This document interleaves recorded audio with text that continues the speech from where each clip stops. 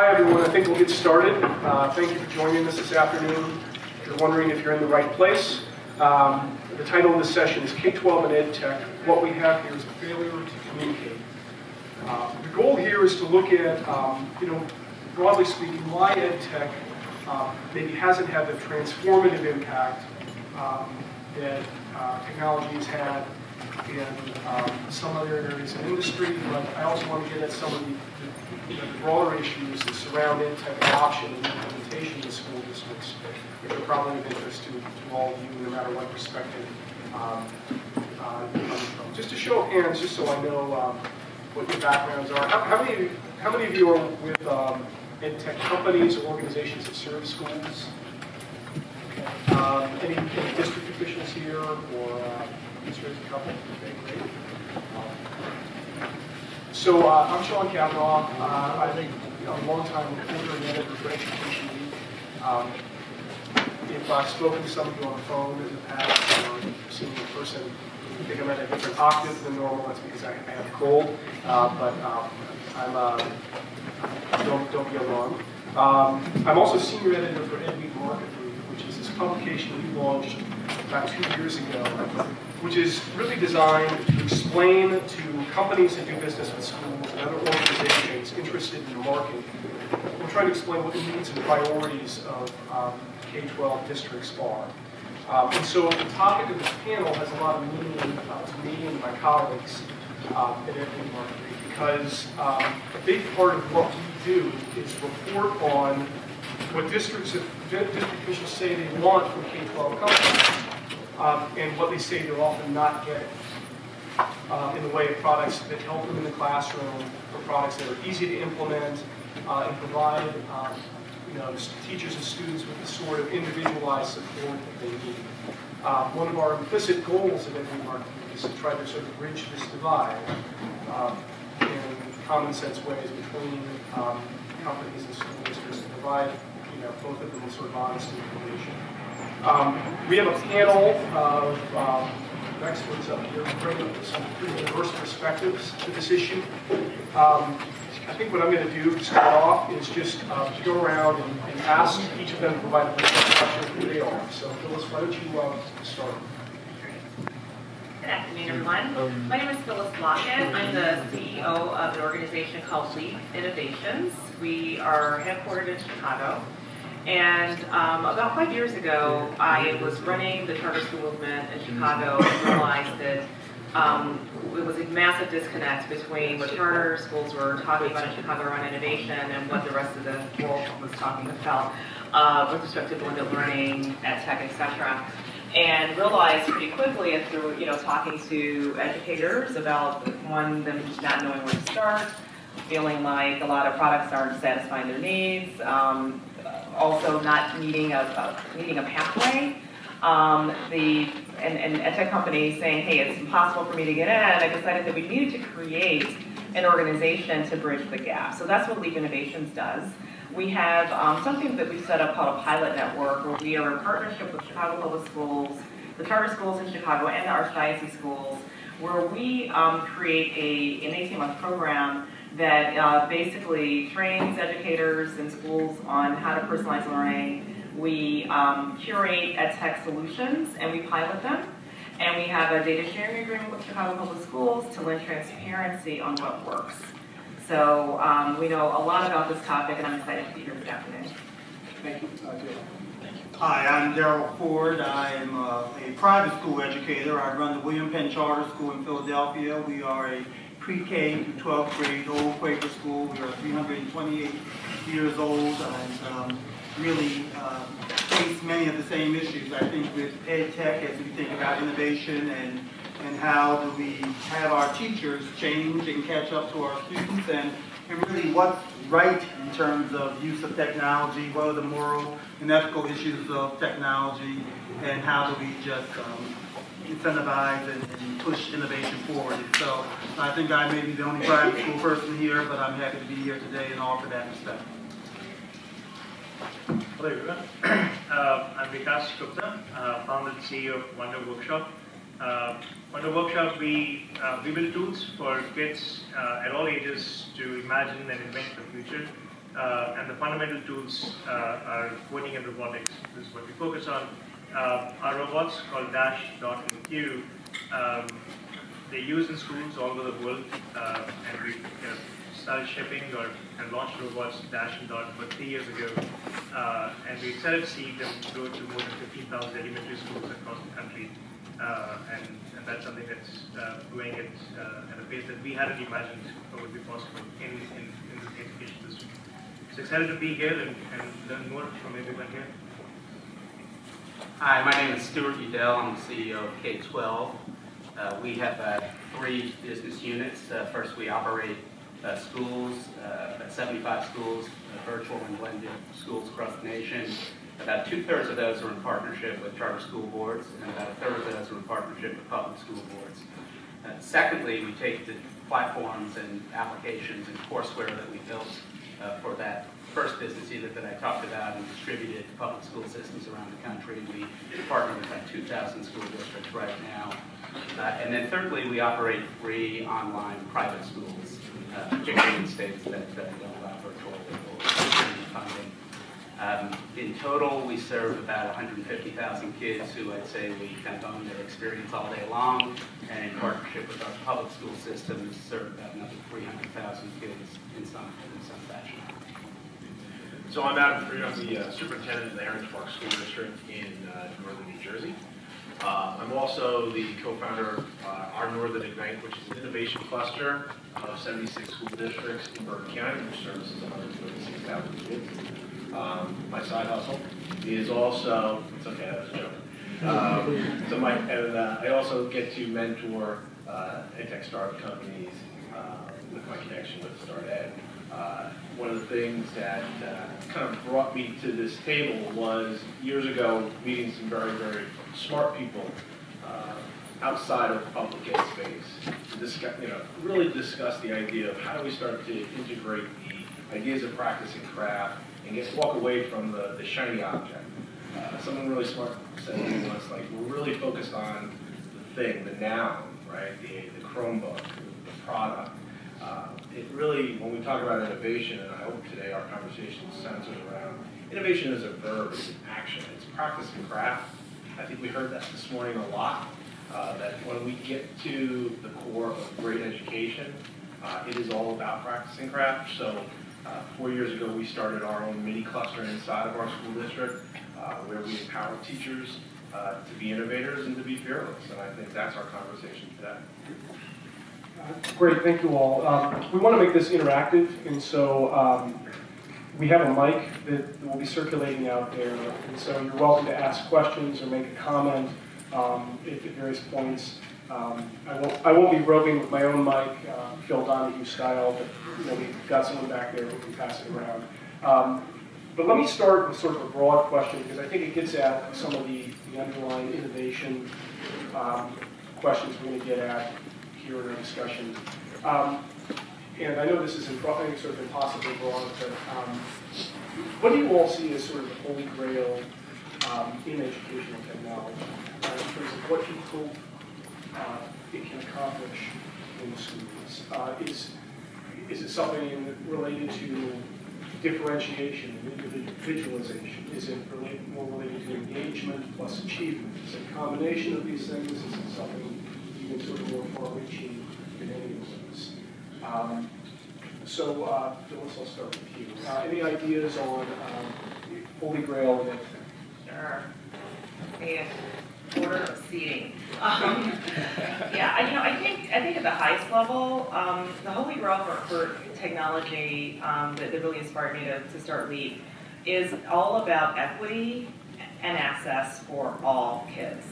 That I really do believe technology has the opportunity to transcend any student in this country's background, socioeconomic status, no matter where they come from or how they show up. The opportunity to meet them where they are is extraordinary, and to transcend school, to transcend the 4 walls of a classroom, to open them up to all kinds of opportunities and learning experiences that are beyond the community from which they come. That to me is the power of what technology can do. On a day-to-day basis, we think about it as it relates to personalizing learning, though, and translating that to what an educator can get access from a data standpoint to tailor to the learning needs every single day to that student is where the power comes from in a very practical way. Thank you. Daryl, go ahead. Any thoughts? I would agree. I think the notion of how do we make sure that we can even the playing field with equity and access and how does technology help that, I think really is a great question. I think one of the conundrums is, how do we individualize learning and also have that common collegial learning experience, which is also so powerful. And so that's one of the conundrums. But I think if I were to add just one other idea on top of what might be the holy grail, it would be, where does ed tech technology match up, line up with what we know about brain research right now? And in particular, how can we open up learning for all students, but I also think for students who learn differently. If we could just move the ball forward with learning differences, learning disabilities, with the brain research and technology, I think that would just move us a whole lot forward. And one of the questions we may want to talk about later is how that research actually is translated into practice, and how companies can understand, can help students understand what that research says, and how districts can better interpret it. But Keith, why don't you go? So from my perspective, I think one of the things that what inspired me to start on the workshop, never having been in education or robotics, was the fact that our kids are growing up with tools that lag behind where the world outside of schools that they're growing up in. And I think that's the potential of, call it EdTech or technology in classrooms could bring it closer together so kids are living in the future, if you will. And they are therefore given the tools and imagination to invent their own future. And I think that's what I believe the potential for technology in classrooms could be, is helping kids imagine the world that they want to grow up in, and not leave that out to much later in life. I'll agree with and echo what Phyllis and Darryl said about differentiation and equity and access. And from our perspective, I happen to be a fairly sizable organization that has an enormous catalog of the top 30 in the country, more than 100,000 kids. And he was renowned for building kind of world-class career and technical education centers. He's been honored by Future Farmers of America and such. This aviation academy that was incredible. He literally got JetBlue to donate him a 727. They dropped it on the campus, and kids could take it apart, put it together, do whatever they want with it, except leave with it. I think they welded the flaps and the wheels just to make sure it didn't disappear. But the challenge, even though they had that, was Pope's such a big county, you had kids from an hour around who couldn't get to it, who wanted access to that. So, technology allows us to obviously equalize the playing field in terms of access in very obvious ways. So for me, in the public space, I'm looking to break down silos, right? So I think the holy grail for me is what's out there that starts to break down. We are really, really, really, really good at creating bureaucracies and silos inside of our public ed space. That's all I've ever worked in. We have processes for everything. I always like to joke that we have that from the chicken nuggets to the curriculum. There's a process for that. So my holy grail is, there's got to be something that starts to interconnect all of these things, all of these SISs, LMSs, so that when we talk about in real time demand for intervention, or whatever that might be, from an assessment literacy perspective, we are answering that for staff in real time, so that they can adjust practice and craft. That's really what I'm looking for. I think that would change the game for everyone. I think if we do that, then it's the rising tide raises all boats, right? That's the thought process behind that. So if we don't create other silos, but create this idea of intersharing of great knowledge, right? And really knowledge work over the course of something that's asynchronous, right? That can be flat plane. So I think that's my opinion. Thank you all. I'm just going to turn things over to the audience. Any general comments on what you all think what should be the goal of all this innovation that we're talking about at this conference, the end goal?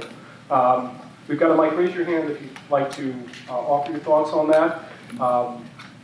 What do you see as a holy grail in ed tech? Anyone? If not, that's okay. Yes, sir, go ahead. I think we'll So I think the holy grail and what technology really helps with is personalization at scale and at cost efficiency. What I see kind of the issue is that the teacher has such a huge role, right, and to play into the entire classroom, and the system kind of forces the teacher to become the master of everything. Right? Now, if we have a doctor that has to diagnose, understand what treatment to give, and execute on that treatment for 30 patients in an hour, there would be a lot of malpractice insurance. Like, there's a lot of fees to pay on that end. But, I think, it's important for the role of the teacher to move away from the content delivery and more towards as a learning facilitator. And once they're a learner facilitator, then they can, perhaps, try to find out more technology to use to be able to, effectively create that, better experience. But for now, where the system is kind of out of control, it's kind of hard for a teacher to be able to have the time and the resources and to be able to implement, any of the technology that doesn't already make their current, job better. Let me just follow up by asking you a question. What in your mind, what does personalization have to look like? In other words, what tools does the teacher have to have at his or her disposal in the classroom to allow for that sort of seamless personalization where they're not, traffic cop, but yet they're doing something much richer? Yeah, so that's definitely tough because, teachers are, all the information goes inside the teacher, right? So when we want to talk about, what are the students learning or not understanding or where they have to go, it's all based on the teacher. So in terms of how do we funnel that information into something that doesn't just go into the teacher, it's kind of tough. AI might be able to help that, but currently we don't have the technology in AI to be able to accommodate for that. But there are programs out there that kind of do record learning while they're doing the assessments and stuff. But even then, the UX is pretty rough. Thank you. You had a comment? Yeah, I can pass that. So I just want to follow up on what you said. I think it's really great. But there are tools, real-time data analytics. I have intellectual property in this area for science.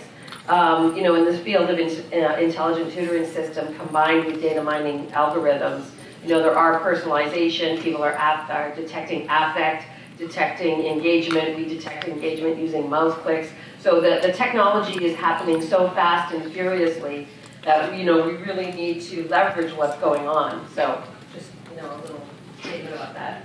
Yes. I'll go with one more comment. Yeah, show of hands. How many people here are or were teachers at some point in their lives? Great. When decisions are being made, how often is it the teacher that's making the decision to implement this particular technology in the school? It's not. Usually it's made at a superintendent level or principal level. Usually it's rolled out at the superintendent level or the principal level. It's implemented, then the supervisor comes over and says, these are the tools we have to use.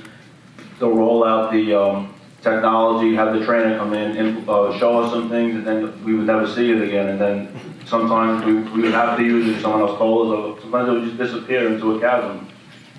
Exactly. So my kind of point, in addition to the question, is what role are teachers playing in this process, right? And to what extent are all of these solutions, platforms, ideas actually going to making teaching easier, better, more efficient for the teacher? And do the teachers agree with that? Just one comment I'll say I've heard. We at Education Week lead some forums where we talk with different district administrators. And one of the ththings we often hear is it's not just with personalized learning, it's not just teachers who need to change their way of thinking. It's principals too. Excuse me, because a principal walks into a classroom and sees something that's totally unfamiliar in a personalized classroom, where the teacher is sort of deferring to the students more often.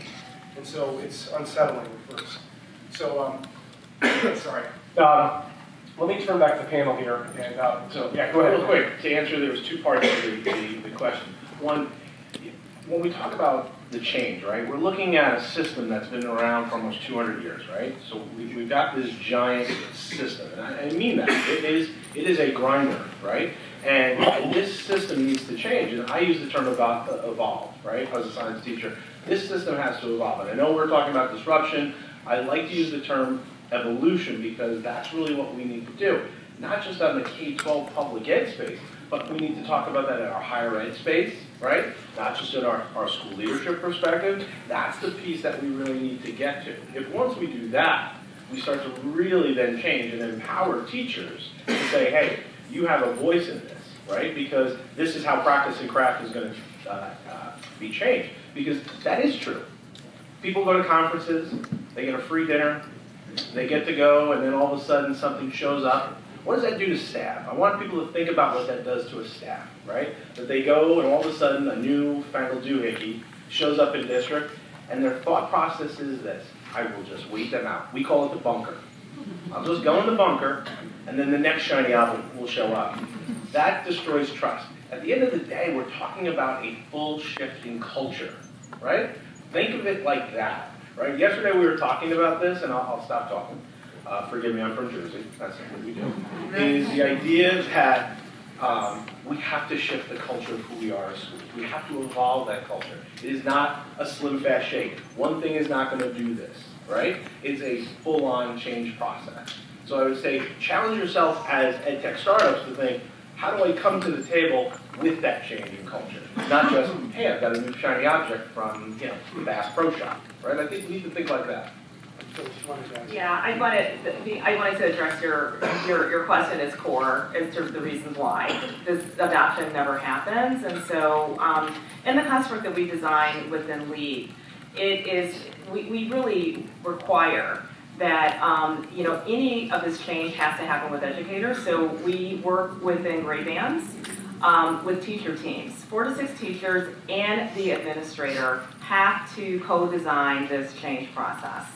And they go through a 6-month professional development training before they're even introduced to technology. They talk about the problem they're trying to solve. How are they going to redesign their classrooms in order to personalize learning for their students? What are the practices? We have a whole construct around practices. And then, behind the scenes, we're curating the top solutions that we think can address their needs. Then they come to what we call match day. They are much stronger consumers, empowered to then determine which are the best tools to bring in to incorporate in this new practice design that they've built. That's what makes it sustainable, because we've honored educators, we've honored them in the process, they're co-owning the process. And as a result, we've had about 80% of the products that we have introduced to schools were acquired, were purchased. Daryl, let me follow up with you and ask you a question. How do you know when, well, let me ask it this way. Because we always hear at forums like this about teachers needing a lot of help with technology. Where do they need the most help typically? Is it mastering the tools themselves, or is it something in terms of figuring out how to implement it and meet specific instructional needs for different subjects and so on? What kind of help do they need? Where do they need the most?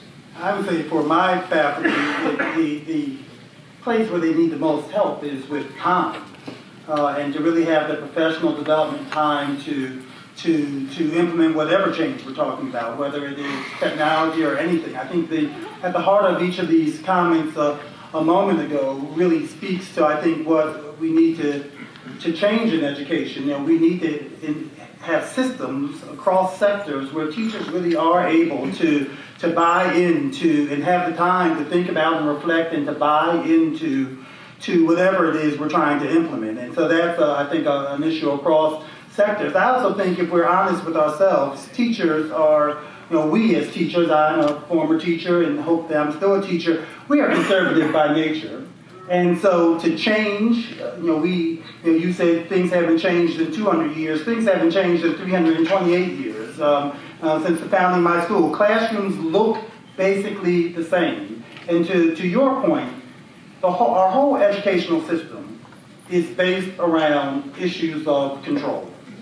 And it's how we as teachers control students and how, I hate it when I get the email from my faculty, the administration. So I'm the administration, how the administration controls faculty and how my board controls me. And so I think if we really were to be able to open this all up, we would also honor the teacher and honor the student in much more powerful ways, which would lead us to figuring out what tech do we really need. And of course, teachers have a whole lot more knowledge in content area than students. But to put the student at the center of the experience, I think, and then to think about what technology could look like to move us forward would change this immensely, and then to put the teacher at the center of the experience. Yes, Miss, do you want to go ahead? Sorry. Sorry. I just wanted to, I'm a writer with Ed Search, so I've written a lot about personalized learning and things like this, but my only question about things I've heard so far that I find interesting, words like change, words like innovation, words like personalized learning, words that are kind of vague enough for everyone to agree on, but not specific enough to drive a direction. I'm just curious, when these conversations are happening, how does everyone know that the change that you want is the change that he wants? Or, I'm just kind of curious about those vague words and how that kind of plays out. I think it's a great question, and issues of culture and time and training and kind of, I'll call it a short to medium term process, I think need to be wrapped in longer term process. So maybe I throw out new words that are vague. But when we think about digital transformation, I think we need to think about it over 5 years, like 3 to 5 years. What's the arc of what we're trying to accomplish so that when we find those shiny new objects, it makes sense, whether it's a third grade reading solution or a better communication collaboration tool for parents or whatever it might be. In organizations, when we think about change management in general, and certainly on the corporate side, I don't want my IT guys dropping in their own solution without regard to what the interdependencies are. So I think creating kind of a longer-term digital transformation framework that school board knows how to evaluate superintendent on, superintendent knows how to evaluate progress over a period of time makes some of these kind of point solutions seem more sensible. Let me ask you, Adam, because this gets into the question of, everyone's talking about personalized learning. You go to every conference, and you'll find 100 sessions on personalized learning. You get to what she's asking. How do you get beyond the sort of aspirational definitions to, as a district, addressing a real strategy? Yeah, how do we get to our why, right? Yeah. So, we all play conference bingo too, right? Personalized learning, metacognition, we love all those words, right? But the idea is really, for us, how do we empower staff to get to their essential question, which is really what I'm trying to get to. So years ago, we developed what we call our self-directed growth plan model, which is to be very quick and blunt about it, it's a thesis-based program. We ask and allow staff to apply to us. It supersedes their observation evaluation process. We allow them to create an essential question. Off of that, we then allow them to have peer reviews over quarterly reviews.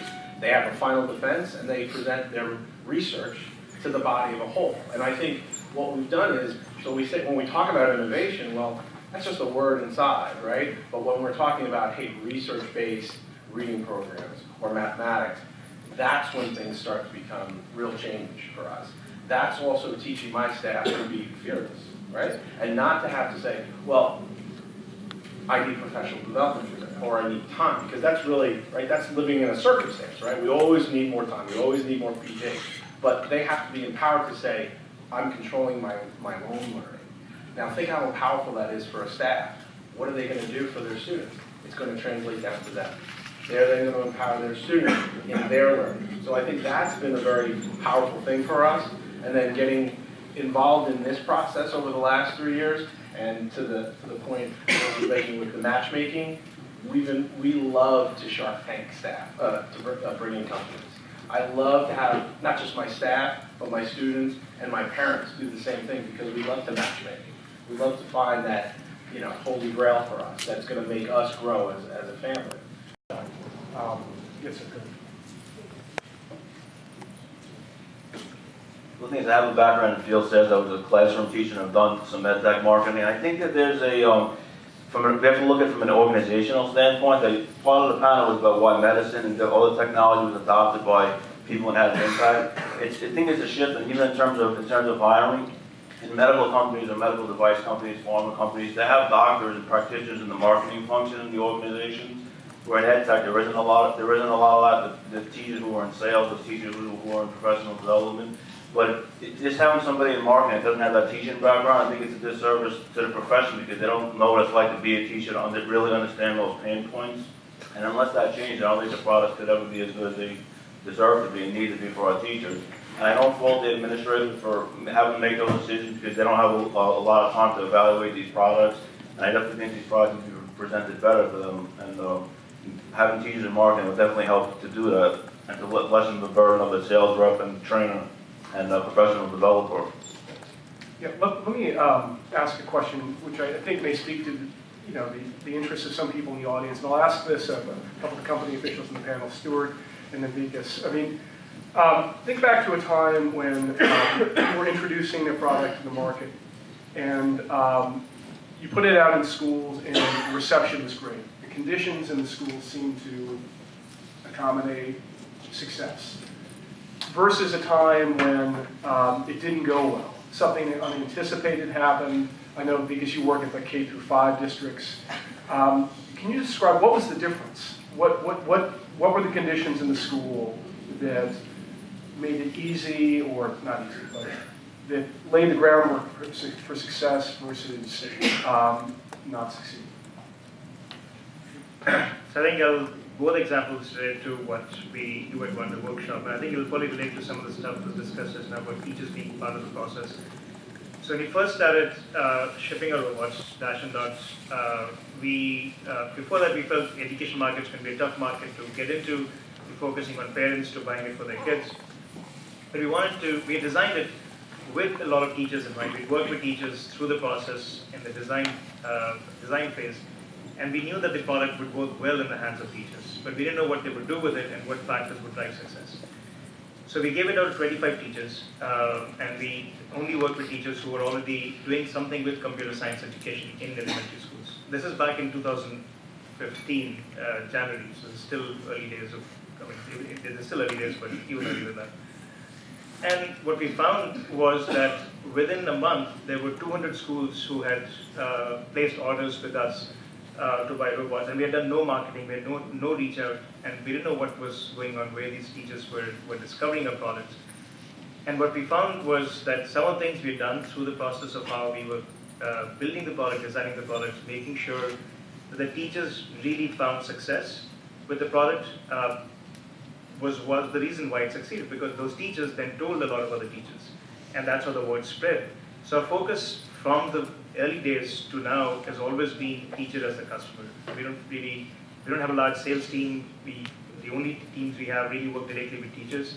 If they succeed, then we believe we will succeed in the classroom, we will serve the kids well, and as a result, the success will follow in some form or the other. And just to follow up, are your buyers then teachers, or do you sell to district-wide? It started out as teachers. So for the first year, the people who were buying were actually teachers. Now it's districts, and we go beyond just teachers. But just for the first, I would say 6 months, the only people who are buying, often teachers pay with their own credit cards to make the purchases. That's for the first phase, definitely. And then the flip side where it didn't work was, so as we're seeing success now, we saw teachers adopt. For example, if a teacher is asked to teach math and they've never done math, they're naturally scared about teaching math because they don't know how to teach it. How will they serve that kid well? Coding is even worse than that because all of us have grown up doing math, but most of us haven't grown up doing coding. So they feel very scared about taking that concept to kids. So we have to do the work we found over the last years to make it go to the next stage, really hold the hands of teachers a lot further, to show them and demonstrate to them how they can succeed at it. And not just the early adopters, every teacher can do this. And that's what I would say is one of our next learnings for the next phase of growth for business. Yeah, go ahead, Stuart. Any lessons you've learned, from trying to put a new product in place? Yeah, I think I love what Vikas said about thinking about teachers as a customer. I had the good fortune earlier in my career to be involved with Renaissance Learning, kind of during the formative years of the Accelerated Reader, which is probably one of the more successful products in the education space. As judged by adoption, I think it's in 50, 60,000 schools even today, 25 years later.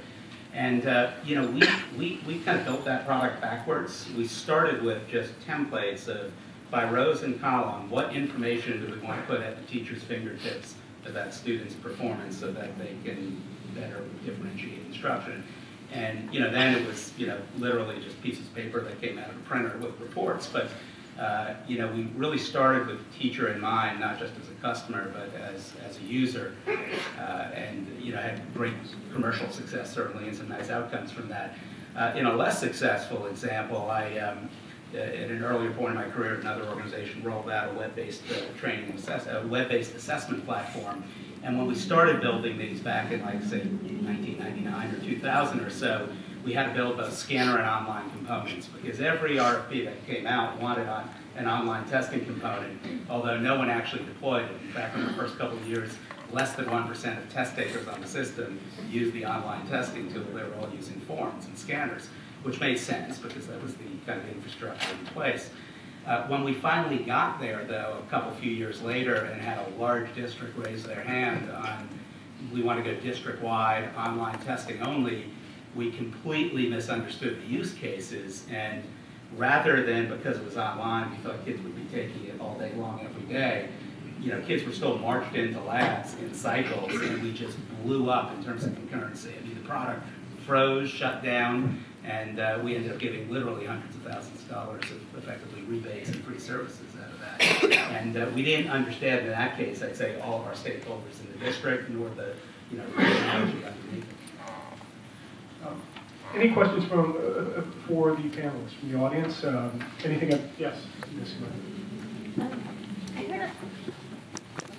I heard a lot of mention about getting teacher involvement, but could you be more specific about what that means and how you're measuring and getting teachers involved? Sure. I can speak to how we do it. So when we started building a robot, this was now back in 2013, when we were designing the robots, we would meet with our teachers in the areas where we were living in, talking to them, understanding what they were looking for. What we were trying to do back then, and even now, is something that we didn't have examples where other people had done.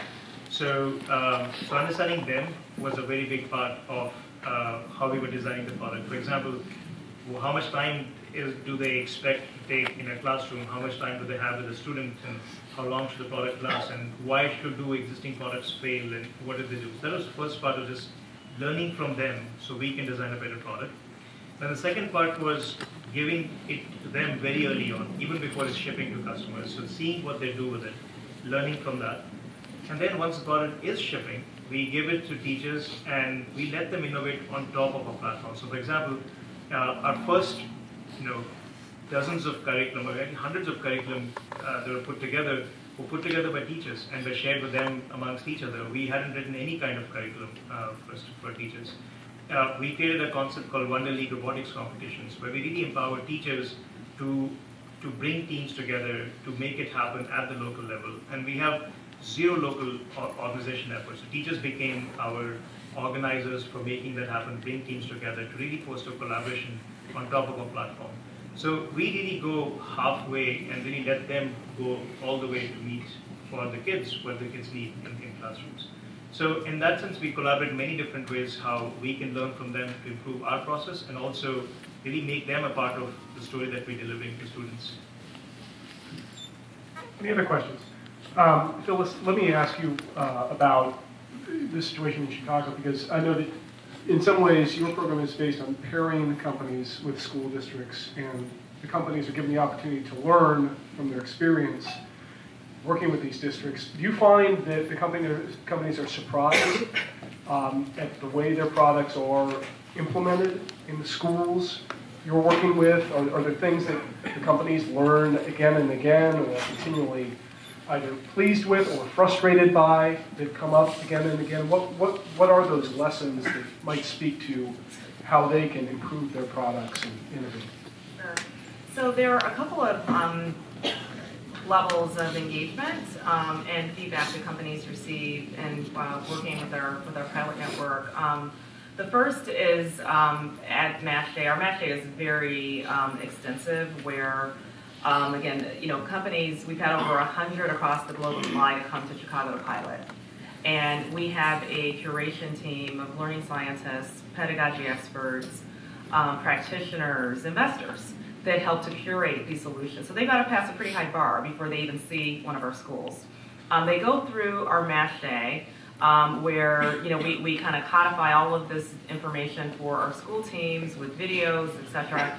They get to pick 3 products that they can take a look at, and they've got a laundry list of questions, and they pick one.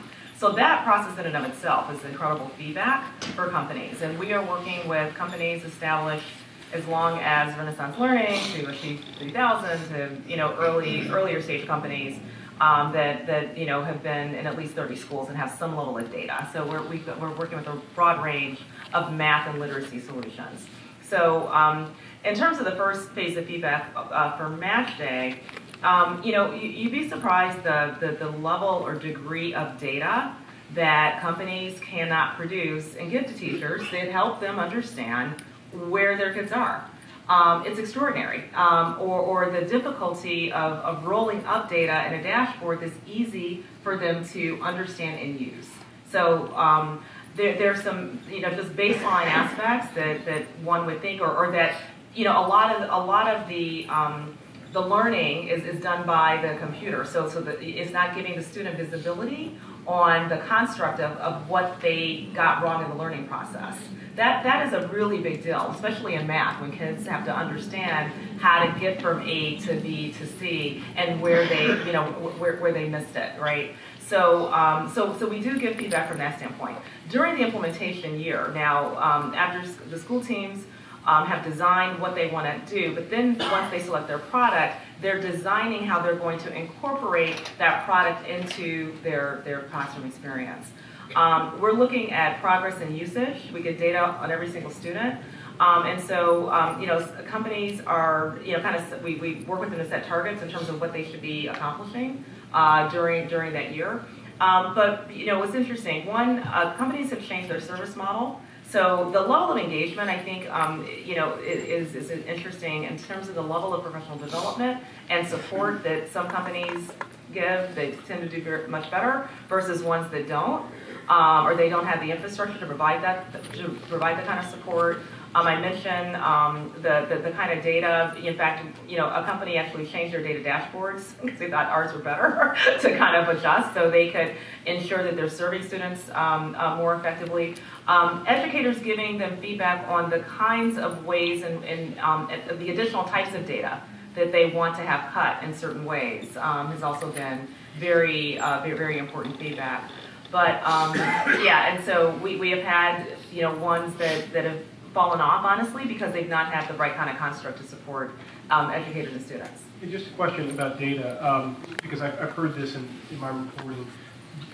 Where's the problem with data? Is it the companies aren't collecting it from the outset in the way that they need to improve their product, or are they not collecting enough data, or how do they improve upon that based on going through your program? Well, I think, like I said, I think there are two aspects of it. I think one, they're not displaying the data in a way that's actionable, right? So this whole idea is around, how do I understand where the student is, where they've fallen down in a particular lesson, on a particular problem. That's got to be visible for the student as well as that educator to make that actionable. Just saying, did I get it right and now I'm on to the next thing isn't sufficient enough.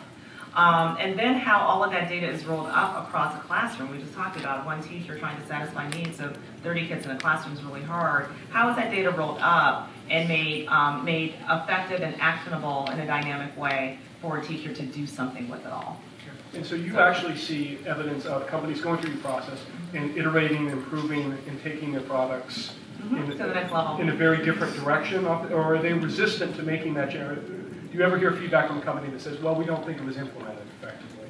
Or the school wasn't, because we hear that from both sides. Companies will often say, well, we didn't have a fighting chance because the product wasn't being implemented. Yeah, that's really valid. I mean, and honestly, that's why we've gone to painstaking lengths to design a pretty intensive process to avoid. It's not an implementation challenge. I mean, we've had a couple of situations where there was turnover, either at the teacher level or the principal level, so the priority kind of went away. But by and large, we kind of have the implementation construct pretty structured. So it's not the implementation as the reason why. But in many cases, without that construct, it does lend itself to a problem around implementation in schools. Sorry, go ahead, Adam. You wanted to? Yeah, that kind of led us to our lab site model, right? So for us, what we do is we love, I'm trying to build fearless teachers, right? Teach them to be, remember, we're risk adverse. Teachers are risk adverse to start with. We have to always remember that. So we have to train, kind of coach them up in the idea that failure is okay. So the lab site model came from the idea of let's bring in those really early adopter companies. It's going to be dirty, it's going to be ugly, very ugly sometimes. But the idea was to do two things. One, to have my staff working hand in hand with an early startup company, right? So they're starting to learn what data needs to be collected, how do you make that teacher's life better so that they could enhance their practice and craft. And it's about student growth. I remember on our conference call we were talking about student growth. It's not about achievement, it's about growth and how do we get them going. So that kind of helped us crystallize that relationship where both groups have stake in the game, right? My teachers have stake in the game because they want their classrooms to grow, they want their children to succeed, and then the startups are getting better data, better feedback. They're pivoting based off of our conversations, and I think that's some of the things we can be doing as a school community better, right? In creating these lab sites. So, I mean, what you're trying to do is it's like an advanced form of piloting in one sense, isn't it? We don't even use the word pilot. You know why? Because pilot for us means there's a connotation of purchase. So I like to use lab site, right? It's an ecosystem, right? It feels kind of, wonky. We're gonna build things. We're gonna blow things up. We're gonna get a little dirty. Sometimes pilot just feels like, I do this, we dance a little here, and then all of a sudden, in New Jersey, a check shows up in an envelope on the Garden State Parkway. No, that doesn't happen. The idea is we really want to get into we want to get into that idea. I was just going to say, so we do use the term pilot in Chicago, but I will say that there really needs to be intentionality around the design from our standpoint. We are taking up classroom time for with kids. And we want to make sure that we have done our very best to create a professional development construct that is supportive of educators as well as increases the opportunity for these technology solutions to succeed. That if teachers don't know what to do with the data, if they don't know how to leverage this innovation, it's not going to be sustainable. So that, I just, again, anyone who's pursuing this, we need both to work in congruence and effectively for it to have and leverage the kind of opportunities that we believe innovation can provide for our kids. Go ahead. Yes, I just was thinking about, before you get to the lab or to the pilot, how do you, again, get that incredible teacher buy-in from people who really always want to do a great job, and just sometimes the conditions just don't enable that. And so one of the things that we've tried to do is we've created a physical space and changed roles of teachers with a Center for Teaching and Learning that's within our school. And it's a model where teachers are teaching teachers in 10 or 15 or 20 different professional development opportunities each week, and then connecting with the local university. And so that teachers really have an opportunity to get comfortable, to pursue ideas, to try something out to see if it's going to work for them before they try it out in the classroom. And so I think you can talk about the stuff in the lab, which we got to get to. You got to get to the classroom. But what can you do to change conditions so that teachers can really bring their best selves and quite frankly, succeed and fail before we turn it on with the kids. So that's one of the things that we've tried to do to foster people with that growth mindset and the desire to do a great job. And just to extend that thought, that's what we were talking about before, is this is a challenge not just for us as K-12 educators, but for higher ed, right? When we were talking about HR and who we're hiring and who we're bringing in, if that's that relationship at the higher ed level where we're creating the next round of great teachers that are going to be these great data researchers and they're fearless in their challenge, that's how this is going to change. I think those are two very great points. I think we just need to make sure that this isn't a siloed thing, right? It's just us as, LEAP doesn't cramble stuff, we all know that. And what K-12 does, we know that stuff. But how do we start to get the higher ed involved? How do we get those people to say, yeah, we've got to change as well? I think that's a big pivotal piece for us. I did want to ask, yes, ma'am, go ahead. I just want to add, I think this is a fantastic conversation, and I'm really happy that we're seeing now the integration of higher ed, companies, schools, etc. I think this is a game changer, right? This is a total game changer. So when we combine teachers with the design of things early on, like grassroots, we start with storyboards of pictures of what the system will look like, and the teacher will go, oh yeah, don't put that there. Put that there. Why? Oh, because of this. Because we don't want to present something fait accompli that we spent millions of dollars designing and go, oh, we can't change that now, right? So to get to your point, sir, in the blue, we iterate with teachers like day one. Teachers come in, we start iterating, we start talking about the product because, I'm not a teacher. I've spent my whole career doing research in classrooms, but I've never taught, right? So you have to have those partnerships. Now, the other thing that I think is exciting in higher ed is the combination of disciplines that's happening now, like the computer science with the learning sciences. So when I was at WPI, I'm now at Rutgers, but when I was at WPI, I started a program like this. So my PhD students, they code, they design, they do research, they're in classrooms, so that's a whole new generation, and that's a game changer. Yes, we had a comment over here, I believe. Someone maybe, yes, sir. I'll comment. Here in New York, we have some very fine teaching colleges, and I haven't really heard anybody address why we're not teaching teachers how to be 21st century teachers. And that would, I think, maybe we're just impatient just to sell a product, on the end of schooling, but I don't know. Any general thoughts on what teacher colleges could do better? Well, we're a little bit different. We, in our partner schools, employ about 6,000 teachers around the country, all with different state, requirements around licensure and such. And even though almost all of our teachers are teaching in a fully virtual environment all day long, we felt like we couldn't really well support their long-term needs in terms of professional development and evolution as professionals in their space. So we actually looked at higher education to supplement and even supplant much of our own internal training program. And recently announced a partnership with Southern New Hampshire University, who has figured out how to do online instruction, at scale in the higher education space. Because while there's lots of great programs on instructional technology, generally speaking, out there, we could find programs that talk about the culture of teaching in an online environment or a blended environment all day long, every day. I think some of the comments that Janice made about kind of that type of cross-training is what we're really trying to get at here to really enable our teachers. So I think there are some leaders in terms of their ability to teach in a virtual environment, but to get them to the next level, it's we have to push ourselves certainly. Can I just add one point? And schools of ed are realizing this. So at Rutgers, we have an EDD on the design of digital learning environments. So I taught, I'm pretty loud, but anyway.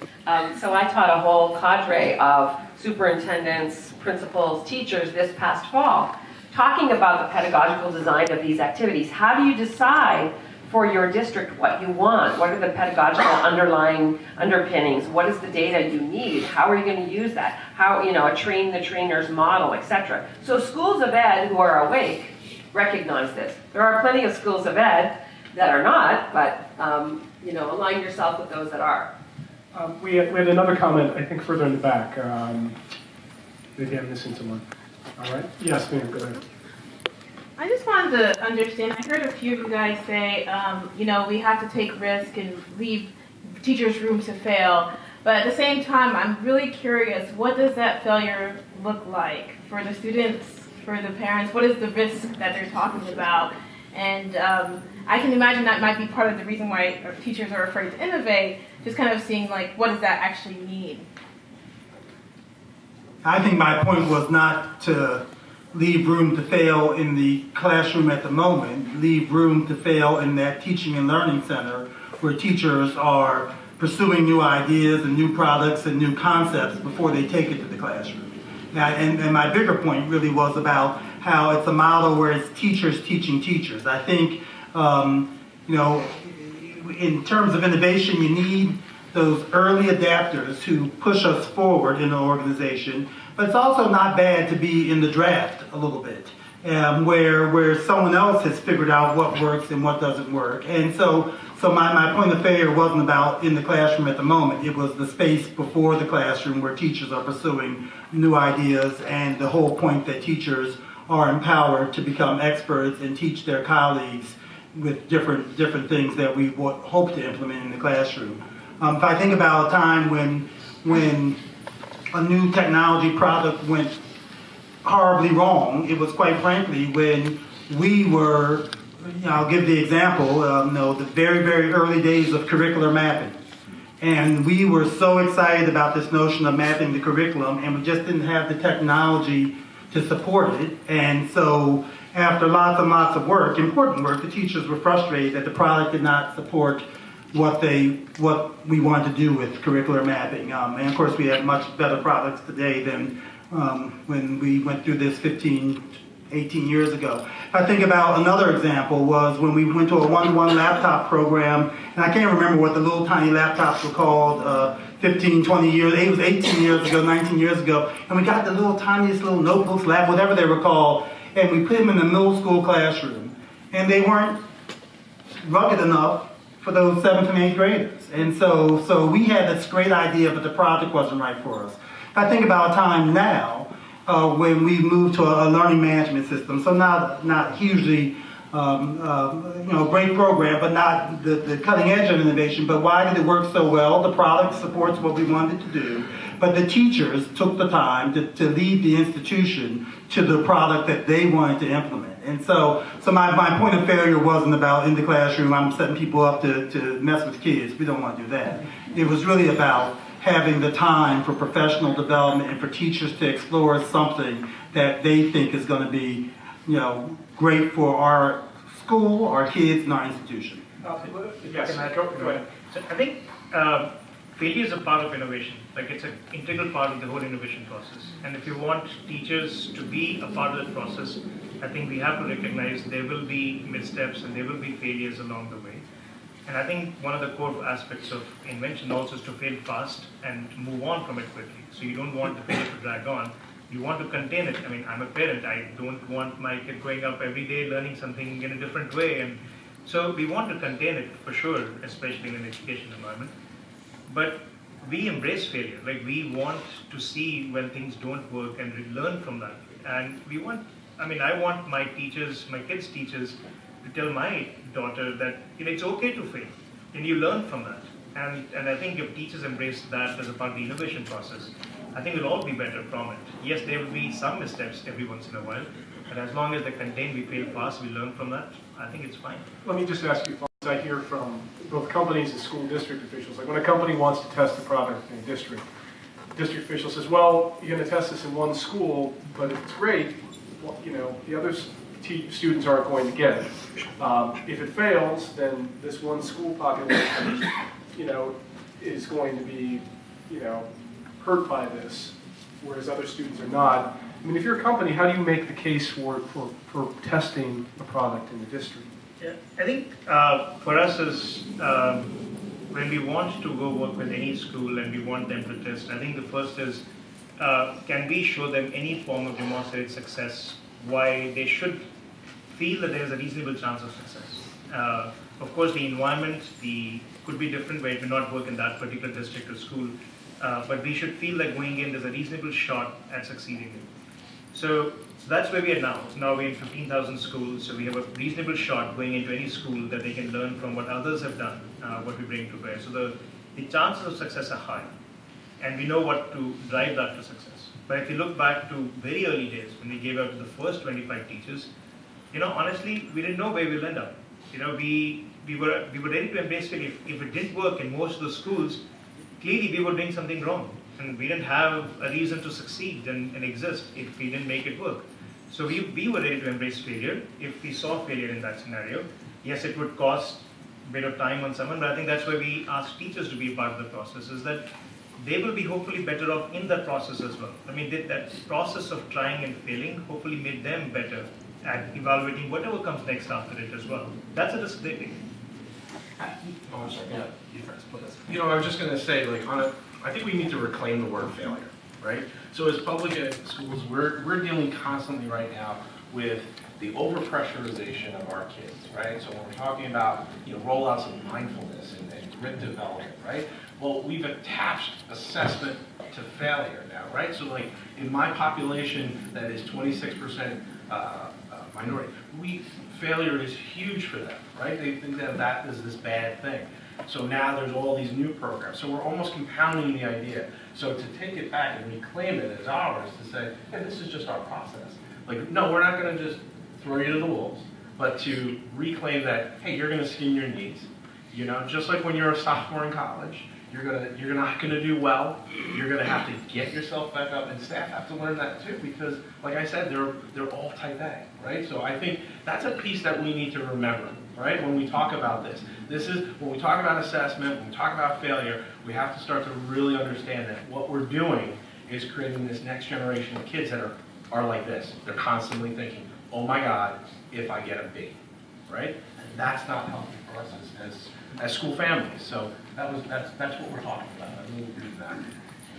I'm sorry. I do think one of the places where we can tee this up, though, is in, again, these place where ed tech can be very helpful for us, and that's in maker spaces, idea labs, and things of the sort, where again, it's okay to make something with your hands and conceptualize and learn from what goes well and what doesn't go well. And so that's another space that's new to the schoolhouse, and it's really, I think, absolutely critical, because we just tee these kids up for everything needing to be perfect, and guess what? It just isn't, like most of their parents. It just isn't perfect. We got to keep working on these things. I think the maker spaces and testing become really important, because we tried to, for a long time, answer this question through RFP processes and such with efficacy data, rigorous standards around kind of former success with product. And the challenge is that if you're a small company, you run around, you try to get a few case studies, and really what you're holding up at that point is, this is what a good implementation looks like. This is what good fidelity of implementation looks like somewhere. And usually that's not sufficient for the conversation. So then, if you're fortunate enough, one of our products, we have a product called Stride, has a statewide study done, actually 2 statewide studies in Alabama, one by Auburn University and one by the Public Affairs Research Council down there. They both show great results. It's fabulous. But when I walk into New Jersey or New York, this ain't Alabama, right? So no matter what we do, and even as an organization at scale, we can't do randomized experimental design with control groups and large effect sizes in 50 states. It's just not possible. So I think the testing environment becomes much, much more important, because I think, really, there doesn't seem to be much credence placed around kind of the efficacy data. I wanted to ask, yes, sir. Well, sorry, I have a separate question. So you mentioned a little bit earlier about products not meeting the needs of teachers or districts. And so I'm curious, what are the things that you've done or that you've seen that has worked well, where you've surfaced the needs of teachers or districts to entrepreneurs or ed tech companies to build products for those needs? Or what do you think could be done better? Was that best to me? Or the panel. Oh, okay. I'm just thinking about it, but I think one of the things I would love to get, for example, is if we can establish some baselines. Let's say I'm a company who we build robots, so kids can learn computer science and robotics. And if there's a way for me to go from one district to another, say, look, it meets these certain baselines that you believe in and this other district believes in. And when it's around learning outcomes, it's around engagement, whatever we we said. And then it sets at least a bar for us to go meet. And that's published back on the district. Like if you meet these things, then there is a process that you can now go further on. And not having that essentially leaves us in the dark to kind of figure out how to do the right thing, if you will, right? So that's maybe from my perspective, or company's perspective, like Yeah, we tried to take a more iterative approach to development, even certainly on the front end as well. We've got kind of user design teams that are regularly engaging with teachers and with kids, even on things as basic as colors and kind of what wireframes look like and such. So, and that's become a much easier process. We do almost all of that now online. I mean, at any given moment, we might have 20 or 30 little mini, tests soliciting feedback going in any given month on little aspects of our products. So that's a much easier thing to do, certainly in today's environment. I wanted to ask, Sarah. Oh, thank you.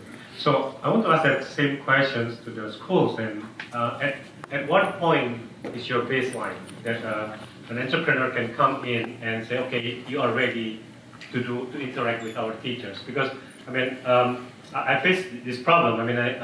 I'm working in science, and that's even harder because it's behind math and literacy. And we were trying to come to the school. The science coordinator came in and then said, oh, let me review this. And then the director of science come in and say, let me review this first before I allow you to talk to our teachers. I have a second question back to the previous one about the data. Again, on the other side, what about privacy? Right now we face that problem. Like as soon as we want to try this, and the teachers actually brought our product in, but she cannot get past her school district requirement. Thank you. Who wants to be the brave one to address data privacy? Well, again, that's part of the curation that we go through. You've got to pass, FERPA requirements. We have a data sharing agreement with Chicago Public Schools, so we do get data at the student level every day on what kids are doing on, these products, and it's protected.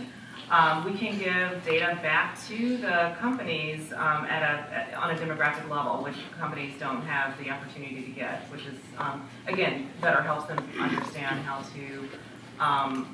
how well their products are doing against certain demographic groups versus if they don't generally get that kind of visibility.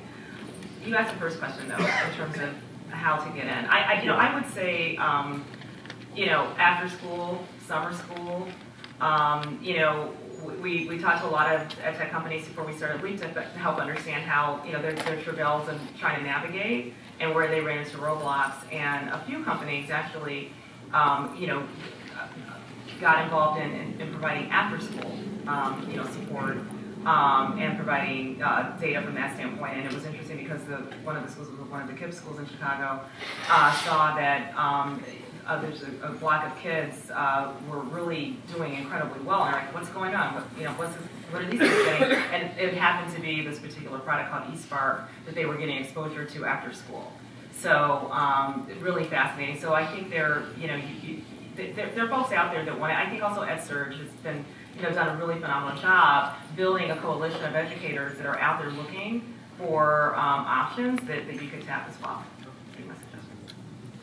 Yes. Quick question.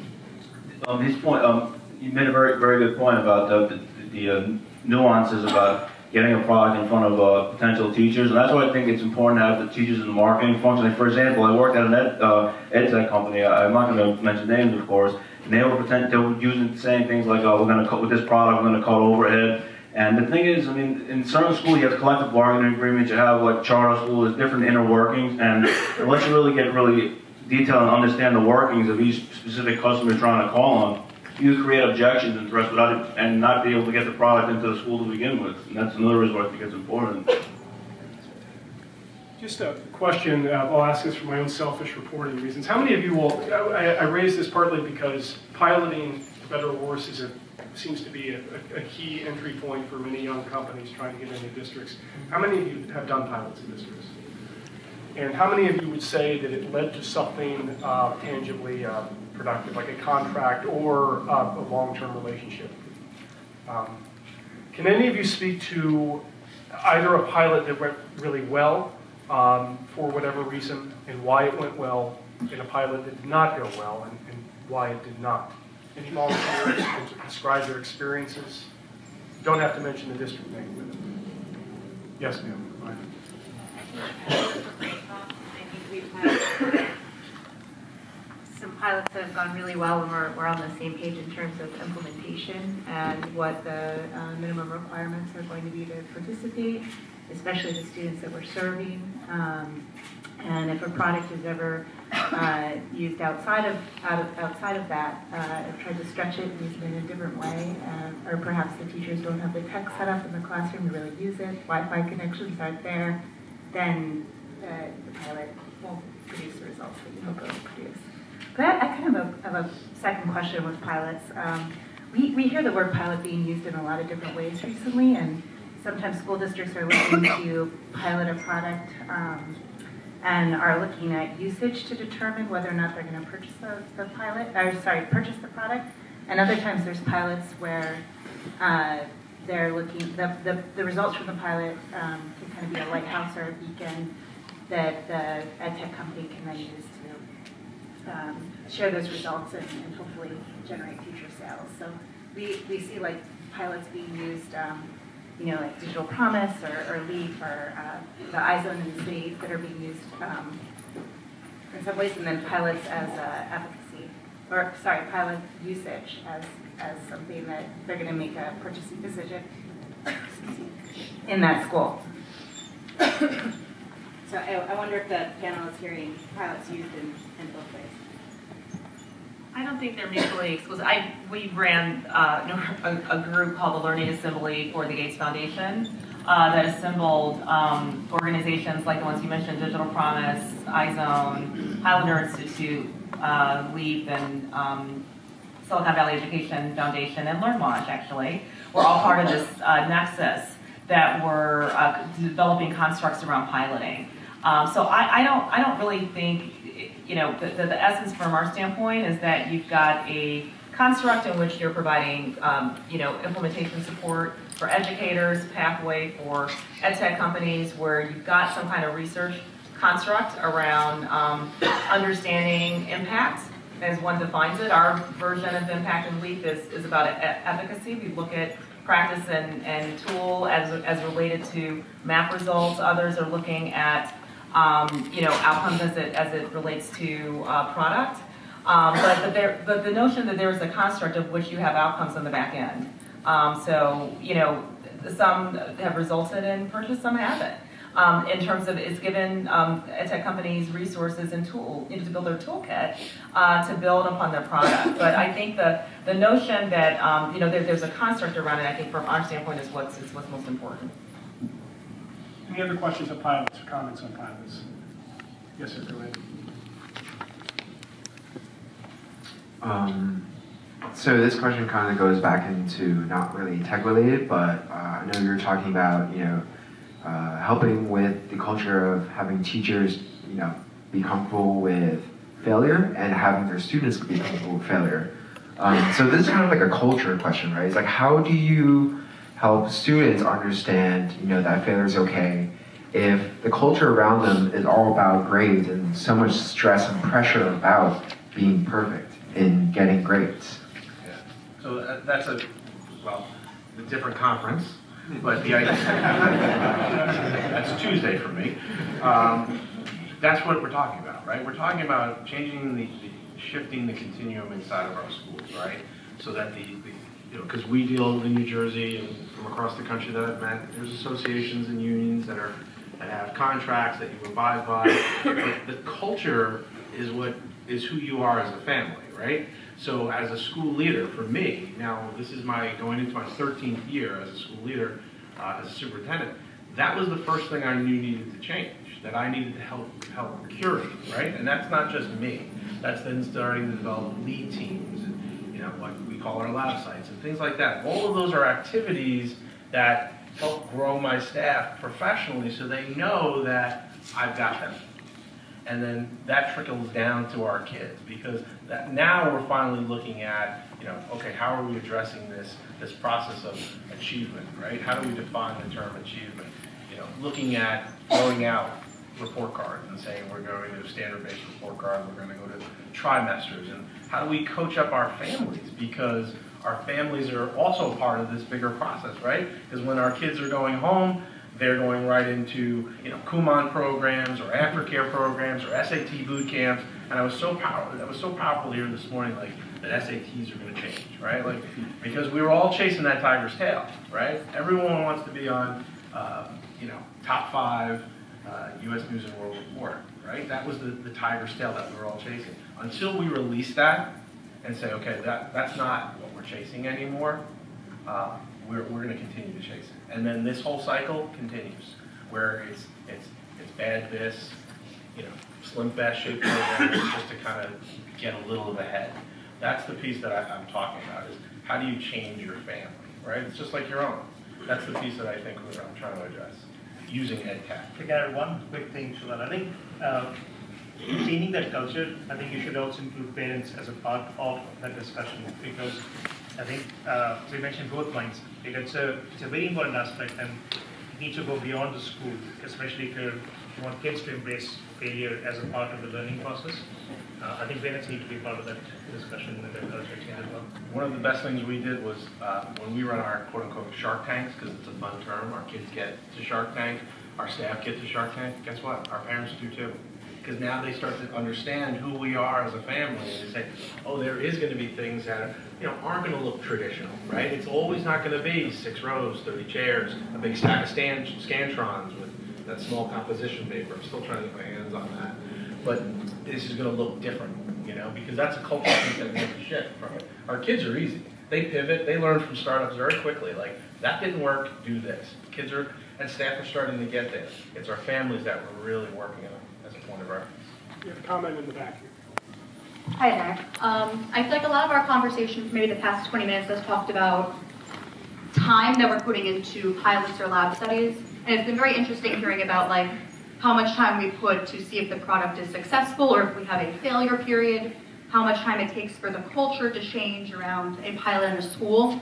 And the man in front in the blue shirt earlier was also a teacher, I am as well, and he mentioned that kind of issue where sometimes you use a product and then it falls down a chasm, which I've experienced as well. It kind of resonated with me. My question is, if we were to think about timelines, what is the time period to see if a product is going to fail or succeed?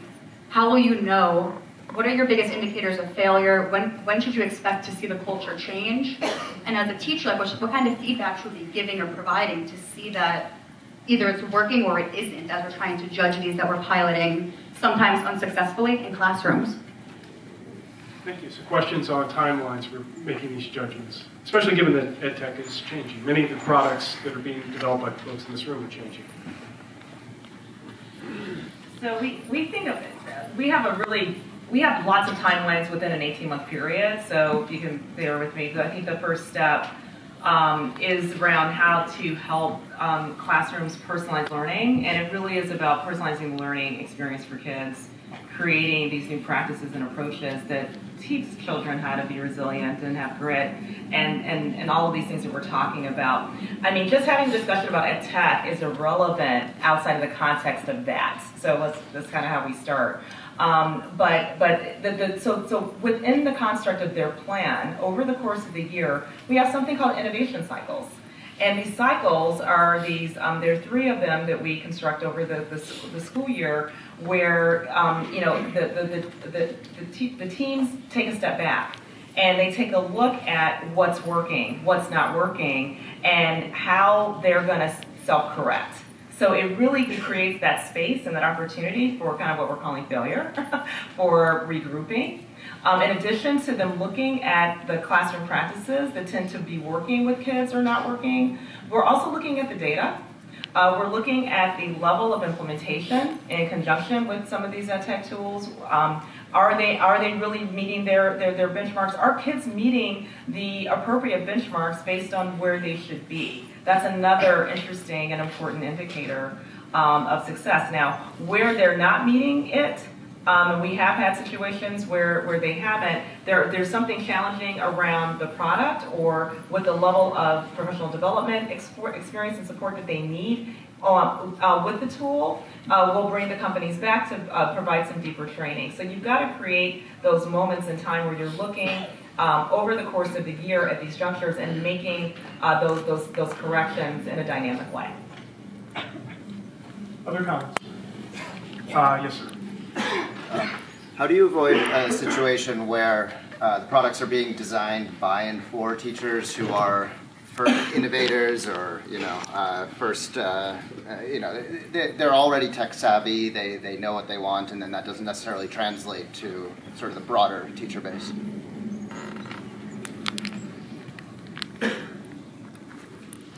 Because if you address that at all, how do you deal with the early adopter versus the pioneering teacher versus? Sure. So I can talk from the perspective, not from from a company's perspective. I think first of all, it's a very different approach that we had to take to cater to the product, to cater the product to the early adopters versus the rest. And I would say in some ways, when we work with the early adopters, if we had tried to put in too much work to make it work for all teachers, we probably would have failed.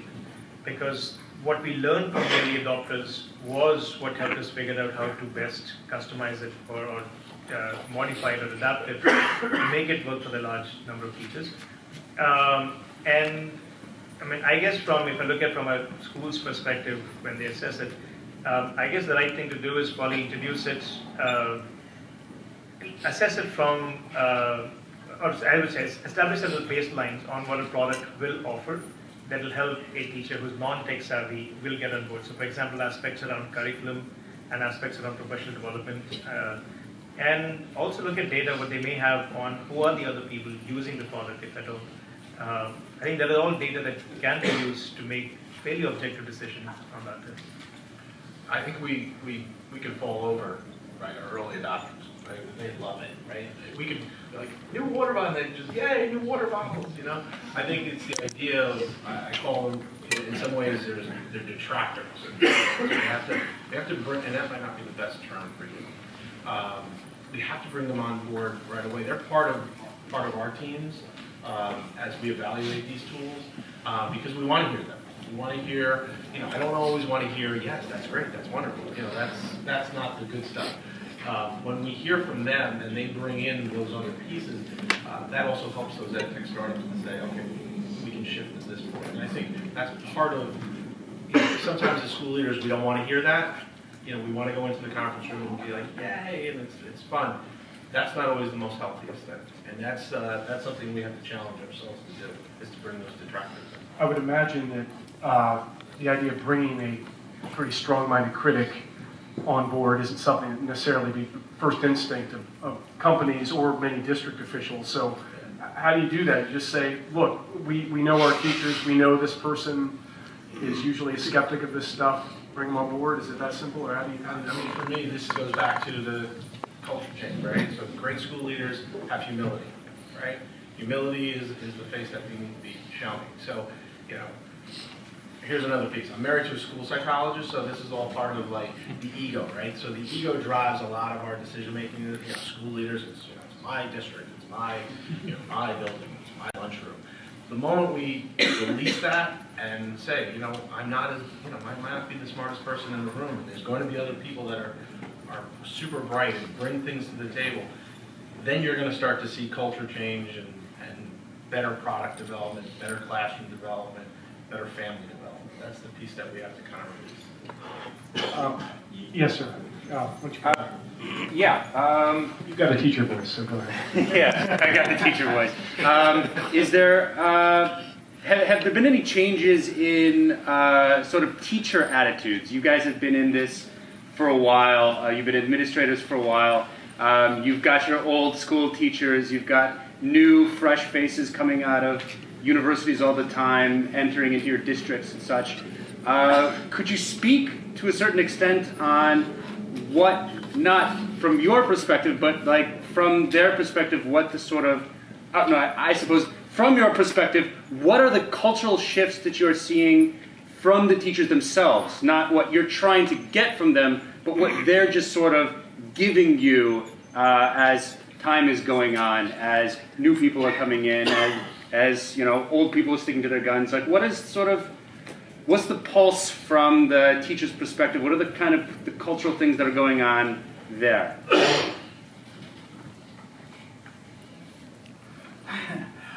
I feel like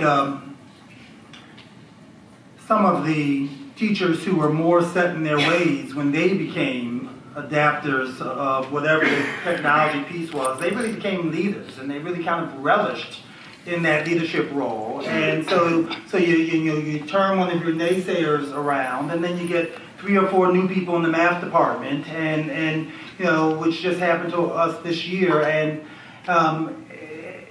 so I think there's this organizational, we're moving forward. I think we've moved past the fear that technology takes away from our content, and we've gotten to this place where people are really open to well, let's try something, or let a colleague try it and then share it with each other. And so I don't think it's always been that way in my school, but I do feel like we're at a place right now where people aren't afraid of technology, and we've had some wonderful surprises about where that leadership has come from. And so I do think you can change culture and change organizations and value, quite frankly, the people who were the questioners. Maybe I shouldn't call them naysayers, because they add value, and if they know that you value them, it's a much more productive, healthier organization.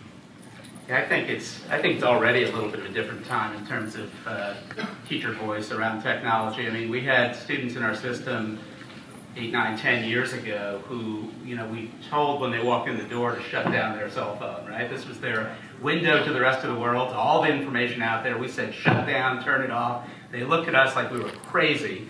And now they're through college and actually teaching. Some of them are 5-year teaching veterans now. So I do think it's a natural cycle. And, fortunately, I think a lot of our younger teachers will help pull it through. Let me just, I'm sorry, go ahead. No, I was just going to say, the last part of that is when I first got there, we gave everyone, as a district, we did a book study on Jim Collins' Good to Great, right? That was our big thing. We focused on chapter 3, getting the right people on the bus. And how do we get the right people on the bus and make that part of our culture? And you have to embrace bringing in, as part of your HR department and the hiring practice, is bring in those as your teachers, so they are empowered to say, I want that person a part of my team. I want them a part of what we're about to accomplish. I think that's a huge step forward, because it just empowers staff to see that we're all in this together, right? It's not a them and us kind of thing. You've got to break that wall down. And doing a simple thing like that, where they're part of a demo process and they're part of, who we hire, that changes it, right? Because they've never been, right? So if you ask my staff, I hope they would say to you, we're empowered. We believe in what we're doing. And I think that's what's changed our culture. Because climate and culture, right? We can change the climate. Climate changes tomorrow. It's going to rain. Culture is the hardest part. I'll just ask one more sort of broad question to the panel. We have written a lot at EdWeek and EdWeek Commercial Brief about the conditions that stymie innovation in school districts. Some people say, well, it's the buyer of a lot of these ed tech products, who might be superintendent or school administrators, is not the same as the end teachers. Some people say, well, it's the RFP process. It's this long, cumbersome, slow process. There are reasons why it's in place, but are there conditions that you think could realistically change in districts? Like if you could say, if we could fix this, we think that the environment in K12 systems would be much more ripe for innovation. Are there things that could be done somewhat practically that could have an impact? Any thoughts on that? I'll just jump in, not anything we talked about today, but we're seeing some really interesting developments around public-private partnerships. I mentioned a little earlier, we're doing a fair bit of work in career and technical education now. I was on a panel not long ago with a couple governors, including Governor Hutchinson from Arkansas, and he has not a policy, a mandate now, that they have extra funding available for school districts who want to do innovative things around CTE. He will not accept a proposal. It won't be read by the department unless there's also a post-secondary partner and an industry partner.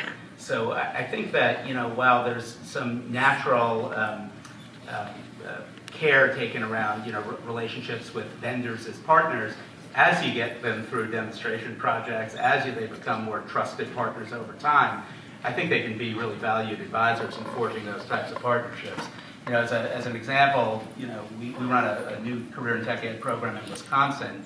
It's a partnership between K12, we provide the platform and the curriculum, between McFarland Public School District, which is outside of Madison, between Fox Valley Technical College, which has 8 colleges around the state to do hands-on career and technical training, and between the International Union of Machine Operators and their local 139. Those are the guys and gals who do cranes and bulldozers and pavers and scrapers, and there are great jobs for those kids, those graduates in Wisconsin. So that's the type of partnership. I don't think we saw many of those 5 years ago. That was really our first one like that just about a year and a half ago. Other thoughts, conditions you would change? Conditions like to change in districts? I'll open the floor to you. It's a long one. Well, one, again, I think, we benefit in Chicago from principal autonomy and them controlling their own school budget. So that bypasses a lot of stuff at the district level that prevents ed tech companies from getting in. But also, I think the biggest thing that could be transformative is, transparency on the data of what works, right? If educators can get more exposure to what works, parents, districts, I think it would be a lot easier for all of this to come to bear. Any other thoughts? So first, I think as a parent as well, I think it's good that process doesn't lead to constant innovation and disruption in the classroom. So, some of it is actually good. But I would say, still looking ahead, I think once a certain baseline is achieved of demonstrating success, either as a pilot or a lab or in some constrained environment, if a certain baseline is met, if there can be transparency in the process, right, after that things get easier. And there's first, transparency makes it easier because there's trust in the process, there's a process that we can follow. Then I think things will be a lot better, I think, from everyone's perspective. We can make the first step a lot harder, but after the first step, I think if we can make the process smoother, transparent, trusted, more standardized, I think it will be great. We are near the end of our allotted time, so if you'll join me in thanking our panelists.